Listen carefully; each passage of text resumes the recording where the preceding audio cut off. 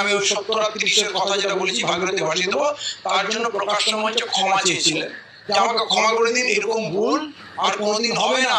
আমরা ভেবেছিলাম মানুষ ভুল করতে পারে, উনি বেশি লেখাপড়া জানেন না, কিন্তু হয়তো মনটা ভালো, ভুল সংশোধন করছেন, হয়তো মমতার চাপে পড়ে এইসব করেছিলেন।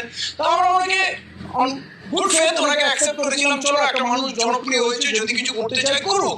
কিন্তু যখন দেখলাম আবার সেই তিনি হিন্দু মুসলমানদের কথা বলছেন, আবার বলছেন আমার মুর্শিদাবাদে যদি কিছু হয় থানা ভেঙে দেবো, উড়িয়ে দেবো, উড়িয়ে দেবো, কি কি কথা বলছেন। আপনি মুসলমানদের নেতা হয়ে গেলেন, আবার বলছেন যে শুভেন্দু যদি হিন্দুদের কথা বলে তাহলে আমি মুসলমানের কথা বলবো। আরে মুসলমানদের কথা আমরা বলি, তাই বলি আমরা হিন্দুদের বিরোধী, আদিবাসীদের বিরোধী? আমরা কারো বিরোধী নয় তো। মুসলমানদের কথা বলতে গেলে উগ্র কেন হতে হবে?